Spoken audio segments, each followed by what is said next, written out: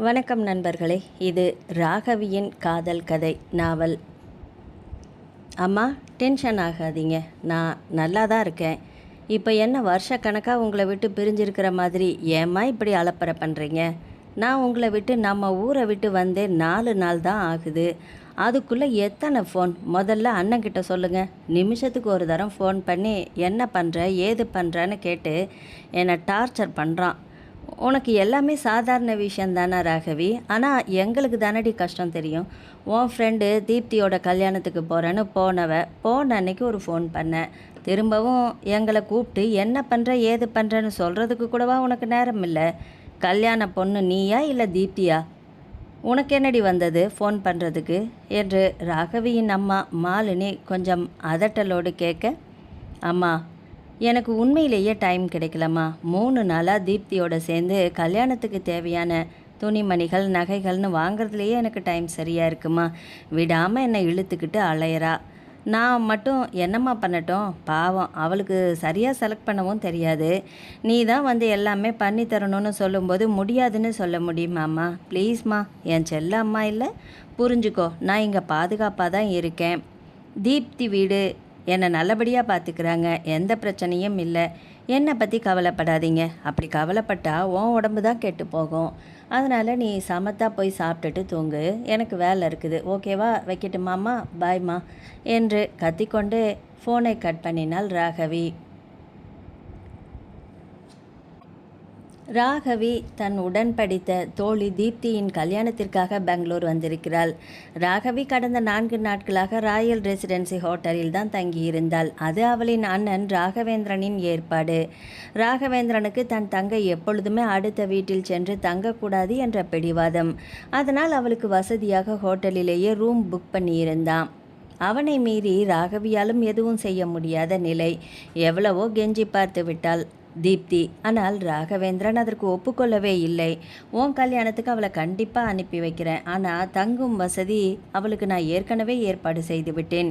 எங்கே வேண்டுமானாலும் இருவரும் சென்று வரலாம். ஆனால் ராகவி தங்குவது அவளுக்கு ஏற்பாடாகி இருந்த ஹோட்டல் அறையில் மட்டும்தான் இருக்கணும் என்று பிடிவாதமாக சொல்லிவிட்டான். அதனால் தீப்தியாலும் ராகவியின் அண்ணனின் கட்டளையை மீற முடியவில்லை. சரி என்று அரைமனதாக சம்மதித்தாள். நீல நிற ஜீன்ஸ் பேண்ட், வெள்ளை நிற குர்த்தா என்று அழகாக ரெடியாகி இருந்தாள் ராகவி. எந்த ஒப்பனையும் இல்லாமலேயே முகம் பால் நிலாவாக ஜொலித்தது. அழகிய கன்னங்கள், சீராக தீட்டியது போல புருவங்கள், படபடக்கும் இமைகள், பெரிய விழிகள், சதைப்பிடிப்பான ரோஸ் நிற உதடுகள், அளவெடுத்து செய்தது போல உடல் வளைவுகள் என்று ஆளை அசத்தும் அழகோடு இருந்தாள் ராகவி. தனது கடிகாரத்தில் நேரம் பார்த்தால், அடடா 10 மணி ஆயிடுச்சா என்று படபடுத்தவள் கட்டிலின் அருகில் இருந்த மேஜையின் மேலிருந்து தனது தோள் பையை எடுத்துக்கொண்டு அவசரமாக அறையை விட்டு வெளியில் வந்தாள். கீழே இறங்கி வரவேற்பறைக்கு வந்தவள் ஏற்கனவே அவளுக்கு வாடகை டாக்ஸி ஏற்பாடு செய்ய சொல்லி இருந்ததால் இன்று தீப்தியை பார்லருக்கு அழைத்து செல்லும் பொறுப்பு அவளுடையதாக இருந்தது. அதனால் அவசரமாக வரவேற்பறைக்கு சென்றாள். ஹலோ மிஸ், எனக்கு டாக்ஸி வந்தாச்சா என்று அங்கு இருந்த ரிசப்ஷன் பெண்ணிடம் கேட்க, அவள் உடனே அவளுடைய விவரங்களை சரிபார்த்தாள் கணினியில். சில நொடிகளில் அவளுடைய முகத்தில் தயக்கம் வந்து ஒட்டிக்கொண்டது. மன்னிக்கவும் மேடம், இப்போது உங்களுக்கு வாகனம் எதுவும் ரெடியாக இல்லையே. இன்றைக்கி டாக்ஸி வேலை நிறுத்தம் செஞ்சிட்ருக்காங்க. எங்களுடைய தனிப்பட்ட வாகனங்கள் அனைத்துமே வெளியில் போயிருக்கு. இன்னும் 1 மணி நேரம் வெயிட் பண்ணணுமே மேடம் என்று அவள் தெளிவாக உச்சரிக்க, 1 மணி நேரமா என்று எரிச்சலாக வந்தது ராகவிக்கு. அப்பொழுது அருகில் நின்றிருந்த ஒரு உயரமான வாலிபன் அந்த ரிசப்ஷன் பெண்ணை நோக்கி வந்தான். கஸ்டமர்கிட்ட இப்படி தான் பேசுவீங்களா என்று கடினமாக அவளை பார்த்து கேட்டான். அந்த பெண்ணோ எதுவும் பேசாமல் தலை குனிந்து தன் கைகளை பிசைந்தாள். அவனை ஆச்சரியமாக பார்த்தாள் ராகவி. ரிசப்ஷன் பெண்ணை மிரட்டுகிறான் என்றால் இங்கே பணிபுரியும் உயர் ரக வேலையாளாகத்தான் இருக்கணும். அதுவும் உயர்ந்த பதவியில் இருக்கும் பொழுதுதான் இந்த அதிகார தோரணை வரும் என்று தனக்குள்ளேயே எண்ணிக்கொண்டவள் அவனை பார்க்க அந்த வாலிபனோ ராகவியின் அருகில் வந்து, எங்கள் தவறுக்கு மிகவும் வருந்துகிறேன் மேடம் என்று அவன் பேச முற்பட ராகவி என்று தன் பெயரை சொன்னாள் அவள். ஓகே மிஸ் ராகவி, நான் உங்களுக்கு எவ்வாறு உதவ முடியும் என்று சொன்னால் உதவ காத்திருக்கிறேன் என்று தன்மையாக சொன்னான் அவன். அவனின் அந்த இயல்பான அணுகுமுறை ராகவிக்கு மிகவும் பிடித்து போனது. என் தோழிக்கு இன்று பார்லரில் அப்பாயின்மெண்ட் கொடுத்திருக்கிறார்கள். அந்த டைமுக்குள் அவளை அழைச்சிட்டு போகணும். அவளுக்கு இன்னும் 2 நாட்களில் திருமணம். நான் டாக்ஸிக்கு ஏற்கனவே சொல்லியிருந்தேன். இவர்கள் அதை அரேஞ்ச் பண்ணாமல் விட்டுவிட்டார்கள். இப்பொழுது என்ன செய்வது என்று தெரியவில்லையே என்று தயக்கத்தோடு ராகவி சொல்ல, அவன் ரிசப்ஷன் பெண்ணை பார்த்தான். ஏன் அரேஞ்ச் பண்ணல, என்ன பிரச்சனை என்று கேட்டான். சார், டாக்ஸி எல்லாம் ஸ்ட்ரைக், அதனால் அரேஞ்ச் பண்ண முடியல என்று அந்த பெண் தயங்கி சொல்ல கடுமையான கோபம் வந்தது அந்த வாலிபனுக்கு. அவங்க சொன்ன டைமை கால்குலேட் பண்ணி நம்ம வண்டிகளில் ஏதாவது அரேஞ்ச் பண்ணி வைக்கக்கூடாதா? இப்படி தான் கஸ்டமர்கிட்ட இர்ரெஸ்பான்சிபிளாக நடந்துக்குவீங்களா என்று கடிந்து கொண்டு விட்டு ராகவியின் பக்கம் திரும்பினான். மிஸ் ராகவி, உங்களுக்கு ஆட்சேபனை இல்லைன்னா நான் உங்களை ட்ராப் பண்ணலாமா என்று பணிவோடு கேட்டான். அவள் இருந்த சூழ்நிலையில் வலிய வரும் உதவியை மறுக்க மனம் இல்லாமல் ஒத்துக்கொண்டாள் ராகவி. இப்பொழுது அவள் பிரச்சனை தீப்தியை அழைத்து கொண்டு பார்லர் செல்ல வேண்டும், அந்த குறிப்பிட்ட டைமுக்குள். அதனால் அவன் யோசனையை மறுக்க எதுவும் சொல்லாமல் சரி என்று தலையாட்டினாள் ராகவி. அப்போ சரி, என் கூட வாங்க என்று சொல்லிவிட்டு முன்னால் நடந்தான் அந்த வாலிபன். அதற்குள் ராகவி தன் தோழி தீப்திக்கு ஃபோன் பண்ண, அவள் ஏற்கனவே பார்லர் வந்து விட்டதாகவும் நேராக பார்லருக்கே வரும்படியும் சொல்லிவிட்டாள். சரி என்று இவளும் ஃபோனை கட் பண்ணியபடி அவனோடு நடக்க, அவளை ஹோட்டல் லாபியில் சற்று நேரம் காத்திருக்கும்படி சொன்னவன் வெளியில் சென்று ஒரு பெரிய கருப்பு நிற காரோடு வந்து நின்றான். அந்த காரை ஆச்சரியமாக பார்த்தால் அது ஒரு வெளிநாட்டு கார். அவன் இறங்கி காரின் பின் கதவை திறந்துவிட அதை மூடிவிட்டு முன் இருக்கையில் ஏறி அமர்ந்து கொண்டாள் ராகவி. நீங்கள் எனக்காக காரை ஓட்டும் பொழுது உங்களுக்காக நான் தரும் மரியாதை இது என்று சொல்லி புன்னகைத்தாள். அவனும் அவளை பார்த்து மென்மையாக புன்னகைத்து தேங்க்ஸ் என்றான். அவனின் அந்த மென்மையான புன்னகையில் ஒரு கணம் தடுமாறி போனாள் ராகவி. தேவையில்லாமல் அவள் மூளையில் ஒரு கேள்வி உதித்தது.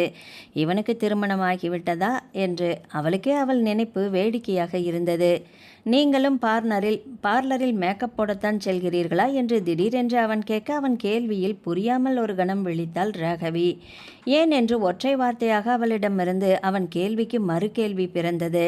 ஏன்னா, மேக்கப் போடாமலேயே நீங்கள் அழகாக இருக்கீங்க, உங்களுக்கு பார்லர் தேவையே இல்லையே என்பது என் கருத்து என்று அவன் அவள் பக்கம் திரும்பாமலேயே பதில் சொன்னான். அவனின் பதிலில் ராகவியின் முகத்தில் புன்னகை விரிந்தது. ஆனாலும் அவன் புகழ்ச்சிக்கு அவள் எந்த ஒரு பதிலும் சொல்லவில்லை. அவள் அமைதியாக அமர்ந்திருப்பதை பார்த்தவன் அவனை மீண்டும் பேச ஆரம்பித்தான். நீங்கள் பெங்களூர் வருவது இதுதான் முதன்முறையா என்று கேட்டான். ஆமாம், ஏன் கேட்குறீங்க என்று ராகவி கேட்க, இல்லை, முதல் முறையாக இருந்தால் இந்த பெங்களூரில் சுற்றி பார்க்கறதுக்கு நிறைய இடங்கள் இருக்குது, நீங்கள் எங்கேயாவது சுற்றி பார்க்க போனீங்களா என்று அவன் பேச்சை தொடர, நான் இன்னும் எந்த இடத்துக்கும் போகலை சுற்றி பார்க்க என்று ராகவியும் சொன்னாள். அப்படியா, ஆச்சரியமாக இருக்கே, தோழியோட திருமணத்துக்காக வந்திருக்கீங்க, திருமண நாளுக்கு முன்னாடியே நீங்கள் வந்து இங்கே தங்கியிருக்கீங்க, இன்னும் ஒரு இடம் கூட சுற்றி பார்க்கலங்கிறீங்க, ஆச்சரியந்தான் என்று அவன் சொல்ல, இல்லை, தோழி கல்யாண வேலையில் பிஸியாக இருக்கா, அதனால தான் என்ன அவளால் கூட்டிகிட்டு வெளியில் எங்கேயும் போக முடியல, வேற ஒன்றும் இல்லை என்று ராகவியும் இயல்பாக சொன்னாள். ஓகே, அவங்க தான் கல்யாண வேலையில் பிஸியாக இருக்காங்க, ஆனால் எங்கள் ஹோட்டல்லையே நீங்கள் எல்லா இடத்துக்கும் சுற்றி பார்க்குறதுக்கு அரேஞ்ச் பண்ணி தருவாங்களே, அந்த மாதிரி நீங்கள் ட்ரை பண்ணலாம் இல்லையா என்று மேலும் அக்கறையோடு சொன்னான். ஓ அப்படியா, டைம் கிடைச்சா ட்ரை பண்ணி பார்க்குறேன் என்று அவள் சொல்லி கொண்டிருக்கும் பொழுதே பார்லர் வந்துவிட அவனை பார்த்து ரொம்ப தேங்க்ஸ் என்று சொல்லிவிட்டு காரை விட்டு இறங்கினாள். ஆனால் பார்லர் உள்ளே போக திரும்பியவள் திடீரென்று நினைத்தவளாக, சாரிங்க, உங்கள் பேர் என்னன்னு கூட நான் கேட்க மறந்துட்டேன் என்று காரின் திறந்திருந்த கண்ணாடி வழியாக குனிந்து அவனை பார்த்து ராகவி கேட்க, அவன் புன்னகையோடு சத்யதேவ் என்றான். ஓ, மறுபடியும் தேங்க்ஸ், எதிர்பாராத உங்கள் உதவிக்கு என்று சொல்லிவிட்டு பார்லருக்குள் செல்லும் அவளையே இமைக்காமல் பார்த்திருந்தான் சத்யதேவ். பார்லருக்குள் சென்ற பொழுது அங்கே ஏற்கனவே தீப்தி வந்திருந்தாள். அவளிடம் சென்று, பரவாயில்லை, நீ சீக்கிரமாகவே வந்துட்ட என்று ராகவி சொல்ல, எவ்வளோ நேரடி உனக்காக காத்துட்ருக்கிறது என்று தீப்தி குறைப்பட்டாள். சாரிடி, டாக்ஸி ஸ்ட்ரைக்காமே, அதனால் எனக்கு டாக்ஸியே கிடைக்கல, ஹோட்டல் மேனேஜராக யாரோ என்னவோ தெரியல, அவங்க காரில் கொண்டு வந்து என்னை ட்ராப் பண்ணிட்டு போகிறாங்க என்று சொல்லிக்கொண்டே பக்கத்து இருக்கையில் அமர்ந்து கொண்டாள் ராகவி. ஓ அப்படியா, சரி என்று சொல்லும் பொழுதே பார்லரின் உதவியாளர் பெண் வந்து அவர்களை அழைத்தார். நீங்கள் உள்ளே வாங்க மேடம் என்று சொல்ல தீப்தியோடு ராகவியும் உள்ளே நுழைந்தாள். அப்பொழுது ஒரு பெண், மேடம் உங்களுக்கும் ஃபேஷியல் பண்ணட்டுமா என்று கேட்க, உடனே ஏனோ சத்யனின் ஞாபகம் வந்தது ராகவிக்கு. அவன் சொன்னதை நினைத்து உள்ளுக்குள் சிரித்து கொண்டாள். உங்களுக்கு மேக்கப் தேவையில்லை என்று அவன் சொன்ன வார்த்தைகள் அவள் காதுகளுக்குள் ஒலித்தது. ஃபேஷியல் பண்ணும் எண்ணம் கொண்டவள் ஏனோ அப்பொழுதே வேண்டாம் என்று சொல்லிவிட்டாள். சத்யனை நினைத்தவுடன் அவள் முகத்தில் புன்னகை படர்ந்தது. அவளை ஈர்த்த முதல் வாலிபன் அவன். அவனோடு பேசிக்கொண்டு வந்த நினைவுகள் அப்படியே மனதில் மீண்டும் படம் போல ஓடியது. அப்பொழுது தீப்தி திடீரென்று ராகவியை பார்த்து சொன்னாள், ஏய் ராகவி, இந்த 2 நாளும் வீட்டில் நலுங்கு அது இதுன்னு என்னை வீட்டை விட்டு வெளியில் அனுப்ப மாட்டாங்க. உனக்கு அது கொஞ்சம் போரிங்கான விஷயமா இருக்கும். நீ வேணும்னா பெங்களூரை சுற்றி பார்க்குறியா? நான் ஏதாவது அரேஞ்ச் பண்ணி தரட்டுமா? அவள் அப்படி கேட்டதும் ராகவிக்கும் இந்த 2 நாளை பெங்களூரை சுற்றி பார்க்க செலவிட்டால் என்ன என்று தான் தோன்றியது. அப்படியா? அப்போ சரி, நான் சுற்றி பார்த்துக்கிறேன். ஆனால் நீ எந்த அரேஞ்ச்மெண்ட்ஸும் செய்ய தேவையில்லை, ஹோட்டல்லையே அதற்கான ஏற்பாடுகளெல்லாம் இருக்குன்னு சொன்னாங்க என்று சொல்ல, ஓ அப்படின்னா சரிதான், பார்த்துடி ஜாக்கிரதை என்று எச்சரிக்கை மட்டும் செய்துவிட்டு தீப்தி அமைதியாகிவிட்டாள். பார்லரில் தீப்தியின் அலங்காரங்கள் எல்லாம் முடிந்த பின் அவளை அழைத்து கொண்டு அவள் வீடு சென்று அவளை இறக்கி விட்டுவிட்டு மீண்டும் ஹோட்டலுக்கு வந்தாள் ராகவி. அறைக்குள் வந்து கட்டிலில் படுத்த அவளுக்கு சத்யதேவின் எண்ணங்கள் அலையா விருந்தாளியாக வந்து மனக்கதவை தட்டியது. திடீரென்று அவளுக்கு ஒரு எண்ணம் தோன்றியது. நாளை தீப்தியோடு வெளியில் செல்லும் வேலை எதுவும் இல்லை என்பதால் சத்யா சொன்ன மாதிரி பெங்களூரை சுற்றி பார்க்க முயற்சி செய்தால் என்ன? உடன் சத்யாவையும் அழைத்து கொண்டு சென்றால் என்ன? ஏன் சத்யா என்னை அழைத்து கொண்டு சென்றால் நன்றாகத்தானே இருக்கும், இன்று போலவே என்று நினைத்தாள் ராகவி. உடனே இன்னொரு மனம் அவளை கடிந்து கொண்டது. அவன் இந்த ஹோட்டலில் வேலை செய்பவன், உன்னோடு ஊர் சுற்றினால் ஹோட்டல் வேலை நிலைக்குமா என்று கேள்வி கேட்டது. அச்சச்சோ, நம்மால் அவனுடைய வேலைக்கு பாதிப்பு வந்துவிட்டால் என்ன செய்வது என்று நியாயம் கொண்ட மனம் யோசித்தது. இன்னொரு மனமோ, என்னப்பா இது, உனக்காக ஒரு நாள் அவன் லீவு போட்டுட்டு வர மாட்டானா? கூப்பிட்டு பார், உன்னோடு அவன் வர சம்மதித்தால் உன்மேல் அவனுக்கும் ஈர்ப்பு இருக்கிறது என்று தெரிந்து போய்விடும் என்ற ஆசை கொண்ட மனம் அவளை தூண்ட ஒரு வழியாக அவனிடம் கேட்டு பார்க்கலாம் என்று முடிவுக்கு வந்தாள் ராகவி. அந்த எண்ணம் வலுப்பெற்ற உடனே ஃபோனை எடுத்து ரிசப்ஷனுக்கு அழைத்தாள். அங்கே பணிபுரிந்த பெண் எடுத்து, எஸ் சொல்லுங்கள் மேடம், உங்களுக்கு என்ன தேவை என்று கேட்க, உங்கள் ஹோட்டலில் வேலை செய்யும் சத்யதேவை கொஞ்சம் கூப்பிட முடியுமா என்று கேட்க, சிறிது நேரம் அந்த பக்கம் அமைதியாக இருந்தது. அதற்குள் லைனுக்கு வந்து விட்டான் சத்யதேவ். ஹலோ, சொல்லுங்க மிஸ் ராகவி என்று அவனின் கம்பீரமான குரல் கேட்டதும் சிலிர்த்து கொண்டாள் ராகவி. சத்யதேவ், நீங்கள் சொன்ன மாதிரி நாளைக்கு பெங்களூரை சுற்றி பார்க்க முடியுமா? கூட நீங்களும் வர முடியுமா? இல்லை நீங்கள் அழைச்சிட்டு போக முடியுமா என்று கொஞ்சம் தடுமாறி கேட்டாள் ராகவி. உடனே அவன் கொஞ்சம் கூட யோசிக்காமல், வித் பிளஷர் மேடம், நான் உங்களை அழைச்சிட்டு போகிறேன் என்று சம்மதம் சொல்லிவிட்டான். ராகவிக்கு ஏனோ உடம்பெல்லாம் ஒருவித வெப்பம் பரவியது. தன்னை சமாளித்து கொண்டவள், குட் நைட், தேங்க்யூ சத்யன் என்றாள். தேங்க்ஸ் எல்லாம் தேவையில்லை madam. Raghavi, good night, sweet dreams என்று மென்மையாக சொன்னவன் ஃபோனை வைத்தான். சிறிது நேரம் தன் கையிலேயே அந்த ஃபோன் கருவியை வைத்து கொண்டு நின்றிருந்தாள் ராகவி. பிறகு மெல்ல அதை தாங்கியில் வைத்துவிட்டு கட்டிலில் வந்து படுத்து கொண்டாள். அவள் மனம் சத்யதேவை ஆசை போட்டது. அன்று அவன் அவளை அணுகிய முறை, அவளை அழைத்து சென்றது முதல் அவன் உரையாடியது வரை ஒவ்வொன்றாக நினைவில் வந்து மோதியது. 6 அடிக்கும் குறையாத உயரத்துடன் கலையாக கம்பீரமாக இறுகிய உடல்கட்டோடு இருந்த அவனது தோற்றம் அவளை மெல்ல மெல்ல ஆட்கொள்ள ஆரம்பித்தது. கண்மூடி யோசித்து கொண்டிருந்தவள் ஒரு கட்டத்திற்கு மேல் அவளையும் அறியாமல் உறங்கிப் போனாள். கனவுகளில் கூட சத்யதேவ் வந்து அவளை இம்சை செய்து கொண்டிருந்தான். ராகவி நினைத்தது போல சத்யதேவ் ஒன்றும் அந்த ஹோட்டலில் பணிபுரியும் வேலைக்காரன் அல்ல, அந்த ஹோட்டலுக்கே உரிமையாளன். அப்பொழுதுதான் ரிசப்ஷனுக்குள் நுழைந்தவன் அங்கே ராகவியை கண்டதும் ஒரு கணம் அவன் மனம் தடுமாறியது. அவன் பார்த்த பெண்களிலேயே வித்தியாசமான ஈர்ப்போடு அவன் கவனத்தை கவர்ந்தவள் ராகவிதான். அவள் சீரியஸான முகத்தோடு ரிசப்ஷன் பெண்ணிடம் பேசி கொண்டிருந்தது அவன் மனதை வருத்தியது. அவளின் வருத்தம் கண்ட முகம் அவனை மேலும் வாட்டியது. உடனே அவளின் வருத்தத்தை போக்க வேண்டும் என்று அந்த நொடியே அவன் மனமும் உடலும் பரபரத்தது. அதனாலேயே ரிசப்ஷன் பகுதிக்கு அவன் சென்றான். எப்பொழுதும் யாரை பற்றியும் கவலை கொள்ளாமல் விலகிச் செல்பவன்தான் சத்யன். ஆனால் இன்று ராகவியை பார்த்து தானாக அவளை நாடி சென்று உதவி கோருகிறான். ஒரு ஹோட்டல் உரிமையாளன் ஒரு சேவகனைப் போல தன் ஹோட்டலில் வந்து தங்கியிருந்த ஒரு கஸ்டமருக்கு கார் ஓட்டும் பணியாள் போல ஊழியம் செய்கிறான். இது அந்த ஹோட்டலில் வேலை செய்யும் வேலைக்காரர்களின் மனதில் எந்தவித தாக்கத்தை ஏற்படுத்தும் என்று சற்றும் சிந்திக்காமல் அன்று அவளுக்கு கார் ஓட்டியாக வேலை செய்தான் சத்யதேவ். அதை நினைத்து இப்பொழுது அவனுக்கு சிரிப்புதான் வந்தது. தன் உயர்தர சூட்டில் பஞ்சு மெத்தையில் படுத்து கொண்டிருந்தவன் ராகவியை நினைத்து சிரித்து கொண்டிருந்தான். ராகவி தன்னை ஊரை சுற்றி காட்டுமாறு அழைத்தது அவனுக்கு இன்ப அதிர்ச்சியாகத்தான் இருந்தது. ராகவியின் மனதிலும் அவனை பற்றிய இனிமையான எண்ணங்கள் இருக்கப் போய்தானே அவள் தன்னை அழைத்திருக்கிறாள் என்று நினைத்து நினைத்து மகிழ்ச்சி அடைந்தான் சத்யதேவ். எப்பொழுதுடா விடியும் என்று காத்து கிடந்தான் அந்த ஹோட்டலின் உரிமையாளன் ராகவிக்கு சேவகம் புரிவதற்காக. அடுத்த நாள் காலை நேரமாக எழுந்து குளித்து முடித்துவிட்டு பிளாக் பேண்ட் ஒயிட் ஷர்ட் சகிதம் அருமையான வாசனையுள்ள பெர்ஃப்யூம் அடித்துக்கொண்டு நேரமாகவே கீழே இறங்கி 8 மணிக்கெல்லாமே ஹோட்டல் ரிசப்ஷனில் காத்து கொண்டு இருந்தான் ராகவியின் வரவுக்காக சத்யதேவ். அங்கே பணிபுரியும் வேலைக்காரர்கள் முதல் ரிசப்ஷன் பெண்கள் வரை அவனை கொஞ்சம் வித்தியாசமான பார்வை பார்த்தார்கள்தான். அதை பற்றிய அலட்சியம் செய்தவனாக ராகவிக்காக காத்து கிடந்தான். சுமார் 1 மணி நேரம் கழித்து ராகவி கீழே இறங்கி வந்தாள்.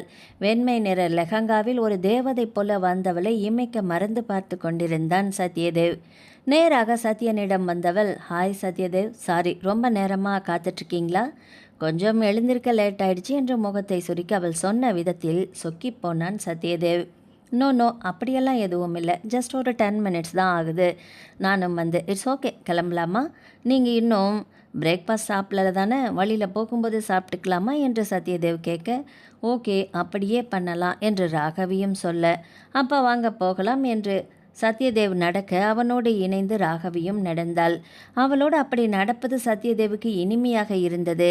ராகவிக்கும் இனம் புரியாத ஒரு பரவசம் மனதில் தோன்றியது. இருவரும் மென்மையான புன்னகையோடு ஒருவரை ஒருவர் பார்த்து கொண்டு எதுவும் பேசாமல் நடந்தார்கள். ராகவிக்கு தன்னை நினைத்தே ஆச்சரியமாக இருந்தது.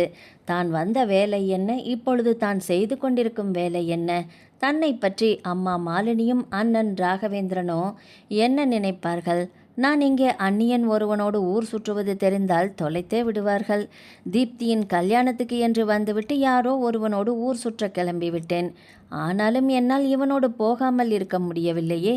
சத்யதேவோடு இன்னும் கொஞ்சம் நேரம் செலவழிக்க வேண்டுமானால் என்ன செய்யலாம், என்ன வேண்டுமானாலும் செய்யலாம் என்றுதான் தோன்றியது. இந்த மனம் எண்ணுகிறது என்று தனக்குள்ளேயே சிந்தித்து கொண்டிருந்த அவளின் முன்னால் காரை கொண்டு வந்து நிறுத்தினான் சத்யன். முன்கதவை திறந்துவிட ஏறி அமர்ந்து கொண்டாள் ராகவி. புன்னகையோடு அவனே எட்டி கதவை சாத்தும் பொழுது அவன் கைகள் மெல்ல அவள் தோள்பட்டையை உரச சிலிர்த்து கொண்டு நின்றது. ராகவியின் உடலில் உள்ள முடிகள் அனைத்தும் முகம் மாறாமல் தன்னை கட்டுப்படுத்தி கொண்டு சிலையாக அமர்ந்திருந்தாள் ராகவி. அவள் புறம் திரும்பி பார்த்து புன்னகையோடு கேட்டான் சத்யன், முதல்ல ஹோட்டல் போய் சாப்பிட்டுட்டு விதான் சௌதா போகலாமா என்று கேட்க, கனவு நிலையில் இருப்பவள் போல வாயில் வார்த்தைகள் வராமல் தலையை மட்டும் மெதுவாக ஆட்டினாள் ராகவி. ஒரு நல்ல ஹோட்டலில் சென்று காலை உணவுக்காக மெனுகார்டை பார்த்து ஆர்டர் செய்தவன் அவளிடமும் தள்ளினான். மெனுகார்டை உங்களுக்கு என்ன வேண்டும் என்று சொல்லுங்கள் என்று ராகவியை கேட்க, எனிதிங் எல்ஸ் என்று ராகவி அமைதியாக சொன்னாள். காரில் ஏறியதிலிருந்து அவள் அதிகமாக பேசாமல் அமைதியாக வந்ததைக் கண்டு புருவம் தூக்கினான். ஏன் ராகவி மேடம், என்னாச்சு?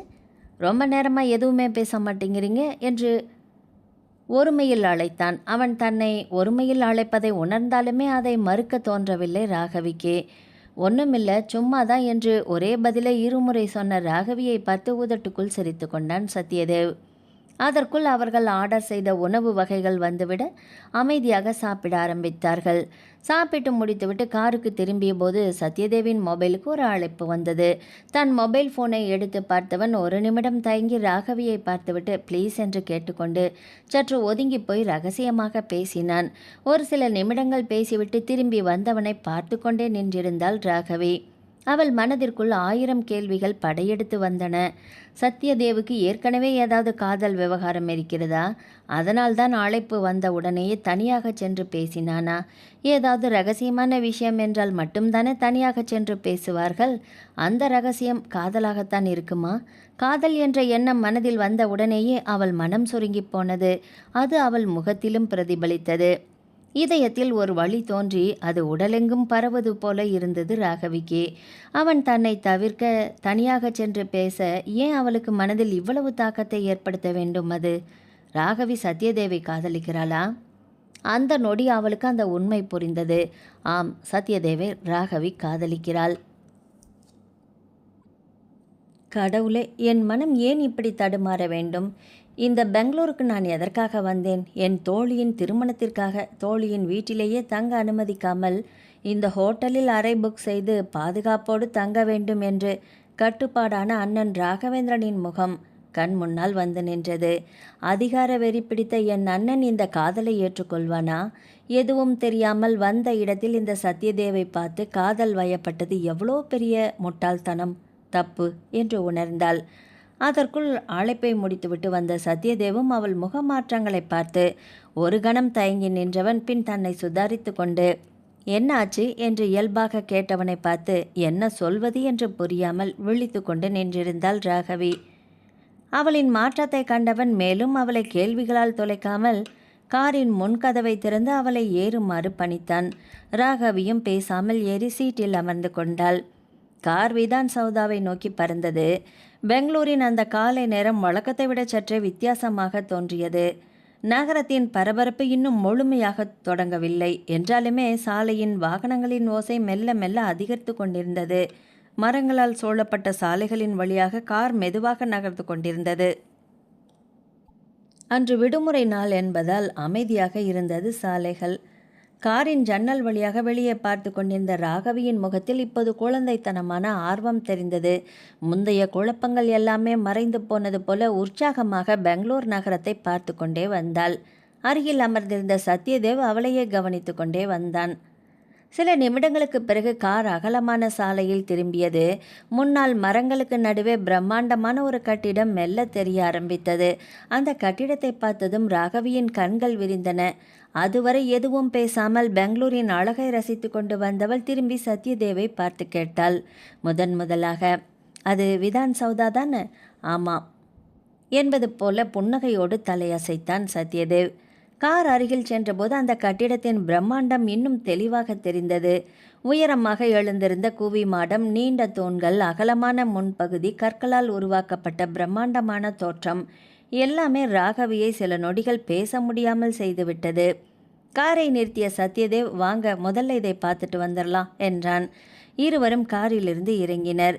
ராகவி சில அடிகள் முன்னால் சென்று நின்று விதான் சௌதாவை முழுமையாக பார்க்க முயன்றாள். தேவ், நேரில் பார்க்கும்போது இவ்வளவு பிரம்மாண்டமாக இருக்கே, புகைப்படத்தில் பார்த்தப்ப கூட இவ்வளவு பெரியதா தெரியல என்று அவள் இயல்பாக சத்யதேவை தேவ் என்று அழைத்ததும் அவன் முகத்தில் மர்மமான புன்னகை விரிந்தது. அந்த கட்டிடத்தின் அழகை பார்த்து மயங்கி நின்ற ராகவியோ தன் காதல் கொண்ட மனதின் இயல்பான நெருக்கத்தின் விளைவால் தேவ் என்று தான் அழைத்ததை அவள் கவனிக்கவே இல்லை. ஆனால் அந்த ஒரு அழைப்பிலேயே ராகவியின் மனதில் சத்யதேவ் கூடிக்கொண்டு போய் அங்கேயே தங்கிவிட்டான் என்பதை அந்த கள்ளன் அறிந்து கொண்டான். அதன் விளைவாக தோன்றியதுதான் அவனின் மர்மமான புன்னகையின் அர்த்தம். அப்பொழுது ராகவி அவனை பார்த்து அந்த கட்டிடத்தின் விளக்கத்தை கேட்டாள். இது எப்போ கட்டப்பட்டது? 1950களில் கட்ட ஆரம்பித்து 1956 தான் முடிச்சிருக்காங்க. அப்போது இந்த மைசூர் மாநிலத்தோட முதலமைச்சராக இருந்தவர் கெங்கல் ஹனுமந்தையாவுக்கு இந்த கட்டிடத்தை உருவாக்குவதில் முக்கிய பங்கு இருக்கிறது. திராவிட கட்டிடக்கலை அம்சங்களோடு இந்திய பாரம்பரியத்தையும் சேர்த்து உருவாக்கப்பட்ட கட்டிடம் இது. அதனால தான் இவ்வளவு கம்பீரமாக நிற்கிது. ஆமாம், அந்த தூண்களையும் அந்த குவி மாடத்தையும் ஒரு அரசு கட்டிடம்னு மட்டும் சொல்ல முடியாத அளவுக்கு கலைநயத்தோடு கட்டியிருக்காங்க. ராகவி மீண்டும் கட்டிடத்தை பார்த்தாள். இங்கே தான் கர்நாடகா சட்டமன்றம் நடக்குதில்ல? ஆமாம், சட்டமன்றமும் சட்ட மேலவையும் இங்கு தான் இருக்குது. மாநில அரசின் முக்கியமான நிர்வாக அலுவலகங்களும் இங்கே தான் இருக்கின்றன. அப்படின்னா நாம் இப்போ கர்நாடக அரசோட முக்கியமான இடத்துக்கு முன்னாடி தான் நின்றுட்டுருக்கோம். சரியா சொன்ன. ராகவி சத்யதேவை புன்னகையோடு பார்த்தாள். விதான் சௌதாவை சுற்றி நிறைய முக்கியமான இடங்களும் இருக்குது. அதை இங்கிருந்து நடந்து போயே பார்க்கலாம். இருவரும் மெதுவாக நடக்கத் தொடங்கினர். சுற்றிலும் அடர்ந்த பசுமை, பழமையான மரங்கள், அகலமான சாலைகள். நகரத்தின் நடுவே இருந்தாலும் அந்த பகுதி மட்டும் ஒரு தனி அமைதியை கொண்டிருந்தது. சிறிது தூரம் சென்றதும் சத்யதேவி எதிர்ப்புறத்தை சுட்டி காட்டினான். அங்கே பாரு. ராகவி திரும்பி பார்த்தாள். அது என்ன கட்டிடம்? அதுதான் அட்டாரா கச்சேரி. இப்போது கர்நாடக உயர் நீதிமன்றம் அங்கே செயல்படுகிறது. அட, இவ்வளவு முக்கியமான 2 கட்டிடங்களும் எதிரெதிரே இருக்கிறதா?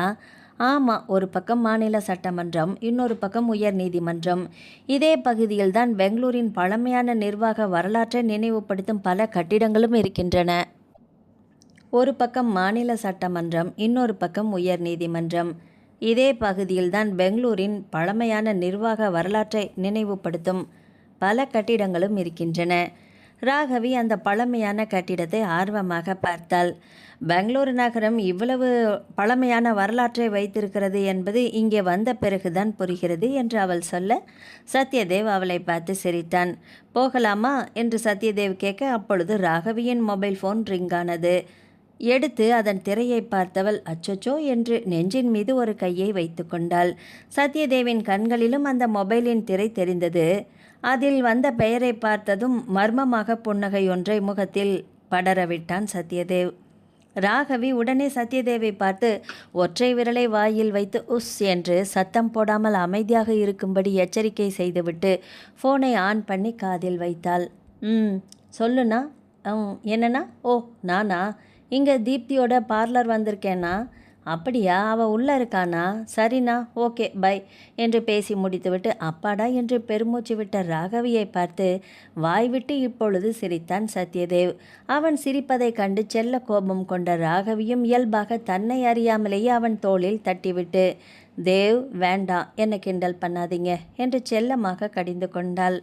அந்த செயலை பார்த்த பிறகுதான் அவளுக்கு தன் தவறே புரிந்தது. அதிர்ச்சியில் அப்படியே நடப்பதை நிறுத்திவிட்டாள் ராகவி.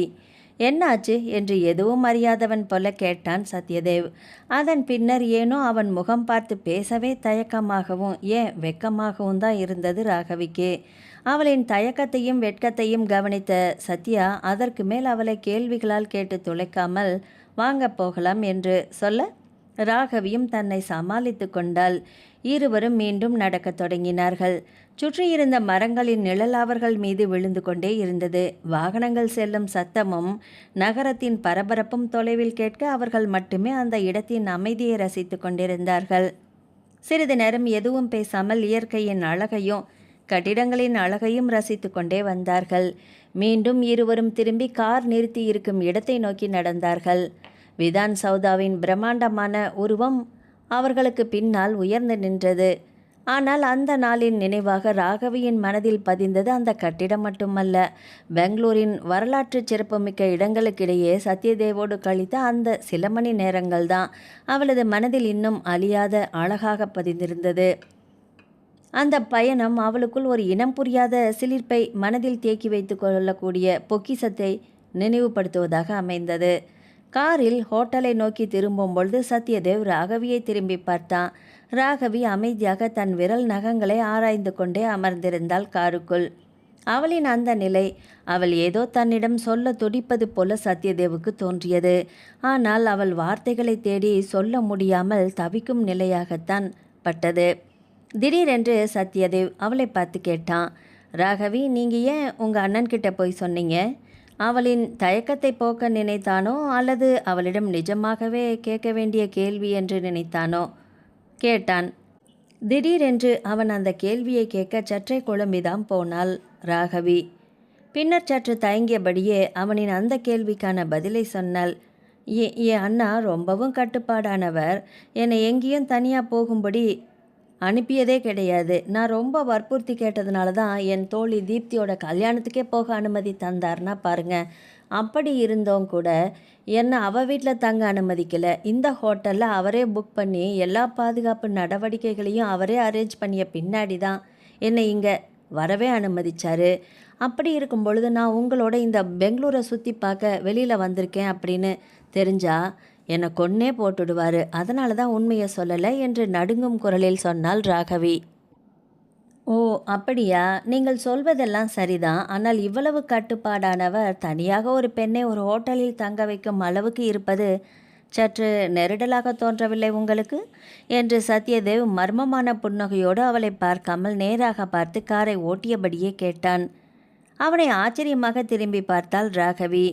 அவன் கேட்ட அதே கேள்விதான் அவளிடமும் பல முறை மனதில் ஓடிக்கொண்டுதானே இருக்கிறது. எப்படி இந்த ஹோட்டலில் தங்குவதற்காக மட்டும் அண்ணன் ராகவேந்திரன் அரேஞ்ச் பண்ணினா? ஆமாம், நீங்கள் சொல்கிறதும் சரிதான். அண்ணா எப்படி இதுக்கு ஒத்துக்கொண்டான், இந்த வேலையை செய்தான் அப்படின்னு பல முறை எனக்குள்ளேயும் இந்த கேள்வி எழுந்துட்டு தான் இருந்தது. ஆனால் விடை தான் தெரியலையே. அவன் மனதில் என்ன ரகசியம் ஒளிந்திருக்கிறது என்று யாராலுமே சொல்ல முடியாது என்று சற்று சலித்தவளாக சொன்னாள். உனக்கு புரியும்படி, சாரி வாய் தவறி வந்துடுச்சு, உங்களுக்கு புரியும்படி என்னால் இதற்கு விளக்கம் சொல்ல முடியும், சொல்லட்டுமா என்று கேட்டு மர்மமான புன்னகை ஒன்றை அவளை பார்த்து உதித்தான் சத்யதேவ். அவன் பேச்சும் அவன் புன்னகையும் ராகவியின் மனதிற்குள் ஏதோ புரியாத குழப்பத்தை ஏற்படுத்தியது. சத்யதேவின் நடவடிக்கைகள் இப்பொழுது அவளுக்கு புரியாத புதிராகவே தோன்றியது. என் அண்ணனின் குணநலன்களை நானே சரியாக கணிக்க முடியவில்லை. அவன் எதற்காக என்னை இங்கே அனுப்பினான் என்றே குழம்பிக் கொண்டிருக்கிறேன். நீங்கள் என்னடாவென்றால் பார்த்தே பழகாத என் அண்ணனின் மன உணர்வுகளை தெளிவாக சொல்கிறேன் என்று சொல்கிறீர்கள். என்னால் இதை நம்பவே முடியவில்லையே என்று சொல்லிக்கொண்டே சத்யாவை புரியாத பார்வை பார்த்தாள் ராகவி. இந்த கேள்விக்கு நான் உங்களுக்கு பதில் சொல்வதற்கு முன் என்னுடைய ஒரு கேள்விக்கு நீங்கள் பதில் சொல்ல வேண்டும் என்று அப்பொழுதும் புரியாத புதிராகவே பேசினான் சத்யதேவ். அப்படியா, சரி கேளுங்கள், எனக்கு தெரிந்தால் சொல்கிறேன் என்று ராகவியும் சொல்ல, காரை ஒதுக்கி ஒரு மரத்தின் ஓரமாக அதன் நிழலில் நிறுத்தியவன் நன்றாக திரும்பி ராகவியின் முகத்தை பார்த்தவாறு அமர்ந்தான். அவள் கண்களை ஆழ நோக்கி அந்த கேள்வியை கேட்டான் சத்யா. நீ என்னை லவ் பண்ணுறதானே? திடீரென்று தன்னை தாக்கிய அந்த கேள்வியால் திக்குமுக்காடி போனாள் ராகவி. சத்யா இப்படி ஒரு கேள்வியை தன்னை பார்த்து கேட்பான் என்று அவள் அந்த நேரம் கனவில் கூட நினைத்து பார்க்கவில்லை. மனதில் அவனை பற்றிய காதல் எண்ணங்கள் அவளுக்கு இருக்கிறது தான். ஆனால் அதை வெளிப்படையாக ஒத்துக்கொள்ளும் தைரியம்தான் அப்பொழுது அவளுக்கு இல்லை. தன் காதலை பகிர்ந்து கொள்ளும் பெரும் தடையாக இருந்தது அண்ணன் ராகவேந்திரனின் கோபம்தான். தன் அண்ணனின் குணம் தெரிந்தும் தான் இவனை காதலிப்பதாக எப்படி ஒத்துக்கொள்ள முடியும் என்று உள்ளுக்குள் நடந்த மன போராட்டங்கள் தன் முகத்தில் தெளிவாக காட்டியவளாக சத்யதேவை குழப்பமாக பார்த்தபடி அமர்ந்திருந்தாள். அவளின் குழப்பம் புரிந்தவனாக புன்னகைத்து அவள் கைகளை தன் கைகளுக்குள் போத்தி வைத்து கொண்டான் சத்யா. அவனின் உரிமையை தடுக்க முடியாமல் தடுமாறியபடி அமர்ந்திருந்தாள் ராகவி. அவளின் அப்போதைய அந்த மனநிலைக்கு சத்யதேவின் ஆறுதல் தொடுகை அவளுக்கு பிடித்துதான் இருந்தது. மனம் கவர்ந்த மணாளனின் கைவிரல்கள் தன்னை தீண்டும் பொழுது காதல் கொண்ட பெண்ணின் மனம் அதை மறுக்குமா? உன் கண்களில், உன் செயல்களில், ஏன் உன் வார்த்தைகளில் நீ என்னை மிகவும் விரும்புகிறாய் என்று தெளிவாக எனக்கு புரிந்த பின்னாடிதான் நான் உன்னை இந்த கேள்வியவே கேட்டேன் ராகவி. உன் மனக்குழப்பங்களை எல்லாம் தள்ளி வைத்துவிட்டு என் கேள்விக்கு உண்மையான பதிலை சொல்வாயா கண்ணே என்று சத்யதேவ் உருக்கமாக அவளை பார்த்து கேட்க, அவன் காதல் வழிந்தோடிய கண்களையும் வார்த்தைகளையும் கேட்ட ராகவியால் மறுத்து எதுவும் பேச முடியாமல் போனது. தன் மன உணர்வுகளை அந்த நிமிடமே மெய் மறந்து வெளிப்படுத்திவிட்டாள். Really I love you Sathya என்று அவள் சொன்ன நொடியே அவளை இறுக்கமாக அணைத்து அவள் உதடுகளில் மென்மையாக முத்தமிட்டான் சத்யதேவ். அவனின் அந்த செய்கையை மறுக்காமல் ராகவியும் மௌனமாக ஏற்றுக்கொண்டாள். ஏனென்றால் அந்த அணைப்பு அப்போது அவளுக்கும் மிகவும் தேவைப்பட்ட ஒன்றாகத்தான் இருந்தது. மெதுவாக அவளை விலக்கிவிட்டு விலகி அமர்ந்தவனை பார்த்து தடுமாறிய குரலில் சொன்னாள் ராகவி. தேவ், நான் உன்னை என் உயிருக்கு மேலே நேசிக்கிறேன். ஆனால் இந்த காதல் நம்ம கல்யாணத்தில் முடியாது. இந்த காதல் உணர்வுகள் இந்த நிமிடத்திலேயே என் மனதில் புதைந்து போகும். நாளை தீப்தியின் கல்யாணம் முடிந்தவுடன் நான் சென்னை திரும்பி விடுவேன். அதற்கு பின் நீ யாரோ நான் யாரோ, இந்த ஒரு நாள் மட்டும் உன்னோடு நான் சந்தோஷமாக வாழ்ந்து கொள்கிறேன் என்று சொல்லி கண்ணீர் வடித்தவளை அமைதியாக பார்த்தான் சத்யதேவ். உனக்கு இந்த ஒரு நாள் மட்டும் போதும், ஆனால் எனக்கு உன்னோடு காலம் பூராவும் வாழ வேண்டும் என்று சொல்லி அவள் கண்களில் வழிந்த கண்ணீரை துடைத்து விட்டான் சத்யதேவ். அது ஒரு நாளும் நடக்காத விஷயம் தேவ். என் அண்ணன் நம்ம கல்யாணத்துக்கு ஒத்துக்கொள்ளவே மாட்டான். என் அண்ணனையும் அம்மாவையும் எதிர்த்து கொண்டு நானும் உங்களை திருமணம் செய்வது இந்த ஜென்மத்தில் நடக்காத காரியம். மீண்டும் ஒரு ஜென்மம் என்று இருந்தால் உங்களோடு கண்டிப்பாக இணைய வேண்டும் என்று விரும்புகிறேன் என்று சொல்லும் பொழுது கண்ணீர் நிற்காமல் வழிந்து அவள் கன்னத்தில் உருண்டோடியது. எத்தனை ஜென்மம் எடுத்தாலும் நீ தான் எனக்கு மனைவியாக, காதலியாக, என் உயிராக வர வேண்டும் கண்ணே. ஆனால் அதற்காக எல்லாம் இன்னொரு ஜென்மம் வரை காத்திருக்க என்னால் முடியாது. இந்த ஜென்மத்திலேயே நீ எனக்கு மனைவியாக வேண்டும். என்று சத்யதேவ் விடாமல் அவளிடம் சொல்ல, ஐயோ, உங்களுக்கு ஏன் நான் சொல்கிற விஷயத்தோட சீரியஸ்னஸே புரிய மாட்டேங்குது. எங்கள் அண்ணன் யார் தெரியுமா? அவன் நினச்சா உங்களையே உண்டு இல்லைன்னு பண்ணிடுவான். தயவு செஞ்சு இதுக்கு மேலே என்னை வற்புறுத்தாதீங்க. ஆனால் என்ன நடந்தாலும் என் மனசுக்குள்ளே உங்களை பற்றிய நினைவுகளும் உங்கள் மேலே நான் வச்ச காதலும் என்றைக்குமே அழியாது என்று குரல் அடைக்க சொல்லும் ராகவியை மலர்ந்த சிரிப்போடு பார்த்தான் சத்யதேவ். நான் எவ்வளவு சீரியஸாக பேசிகிட்ருக்கேன், உங்களுக்கு சிரிக்க தோணுதா? எங்கள் அண்ணனை பற்றி தெரிஞ்சிருந்தா உங்கள் முகத்தில் இந்த சிரிப்பு வந்து நிற்காது என்று அவள் இப்பொழுது கண்ணீரை விட்டு கோபத்தோடு சத்யதேவை பார்த்து முறைத்தபடியே சொல்ல, அடடா அடடா, என்னம்மா இது, மூச்சுக்கு 300 தரம் அண்ணன் அண்ணன் என்று இப்படி அண்ணனுக்காக பயந்துக்கிட்டே இருந்தா எப்படி நாம் காதலிக்கிறதா? அந்த அண்ணனுக்கு பயந்தவ என்ன ஏன் லவ் பண்ண சொல்லு? அதுதான் நான் பண்ண பெரிய முட்டாள்தனம். நான் உங்களை பார்த்தே இருக்கக்கூடாது. அப்படியே நான் பார்த்துருந்தாலும் உங்கள் மேலே காதல் வந்தே இருக்கக்கூடாது. எனக்கு தேவையில்லாமல் இந்த காதலில் சிக்கிக்கிட்டு நான் கஷ்டப்படுறத விட இப்போது அதை உங்ககிட்ட சொல்லி உங்களையும் கஷ்டப்பட வைக்கிறேன். நிறைவேறாத காதல்னால 2 பேருக்குமே பிரச்சனை தானே என்று வருத்தத்தோடு சொன்ன ராகவியை பார்த்து சிரித்தான் சத்யா. ஏன் ராகவி இப்படி அபசகுணமாகவே பேசிகிட்ருக்கிற? காதல் சொன்ன அடுத்த நிமிஷமே அது நிறைவேறாத காதல் என்று சொல்கிறியே, ஏன் நிறைவேறாமல் போக வேண்டும்? உங்கள் அண்ணன்கிட்ட பேசலாம், முறைப்படி கல்யாணம் பண்ணி கொடுக்க சொல்லலாம். நான் பேசுகிறேன், நீ கவலைப்படாத என்று அவன் சொல்ல, தேவ், உனக்கு புரிய மாட்டேங்குது. என் அண்ணன் உன்கிட்ட நின்று பேசக்கூட மாட்டான். நீ அவன் தகுதிக்கு ரொம்பவும் குறைச்சலானவன். எங்கள் வீட்டு வாசப்படியை கூட ஏற விட மாட்டான். உன்னை மீறி ஏறினா உன்னை காயப்படுத்துவான். ஒரு ஹோட்டலில் வேலை செய்கிற ஒரு வேலைக்காரன் என் தங்கச்சியோட கணவனாக வர முடியுமான்னு உன்னை வார்த்தைகளால் கொல்லுவான். ஏன் வாள் எடுத்து வெட்டினாலும் வெட்டுவான். வேண்டாம், நீ எங்கே இருந்தாலும் உயிரோட நல்லா இருந்தாலே போதும். தயவு செஞ்சு என்னை மறந்துடு என்று முகத்தை மூடிக்கொண்டு கதறினாள் ராகவி. அவளை அந்த நிலையில் பார்க்கும் பொழுது சத்யதேவுக்கு மிகவும் சங்கடமாக போய்விட்டது. அவன் மனம் வலித்தது. தான் உயிருக்குயிராக காதலிக்கும் பெண் காதலை சொன்ன அடுத்த நிமிடமே நீ எனக்கு வேண்டாம், நம்ம காதலை மறந்துவிடலாம் என்று சொன்னால் அது எந்த ஆண்மகனுக்கும் எவ்வளவு வலி தரும் விஷயம்.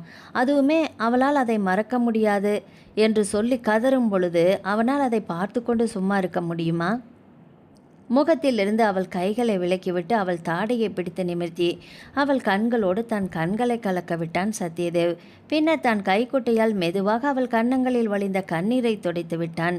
இங்கே பாரு, இனிமேல் நீ வருத்தப்பட தேவையில்லை.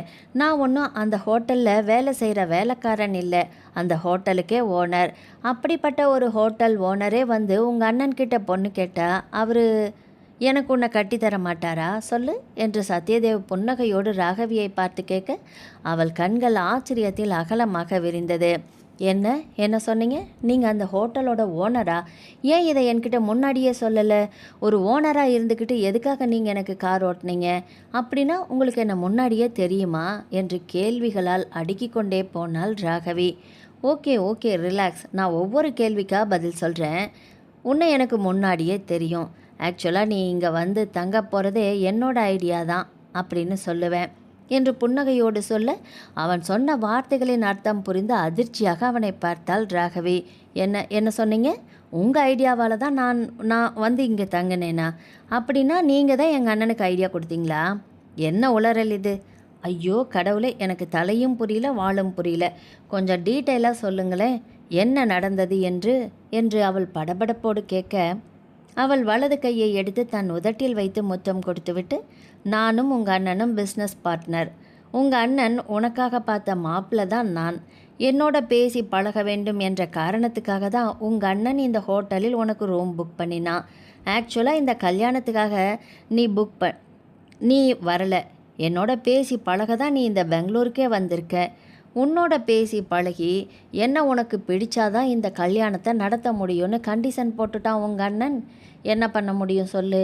உன் கூட பேசணும் பழகணும், அது உன் வீட்டில் வந்து உக்காந்து முடியுமா?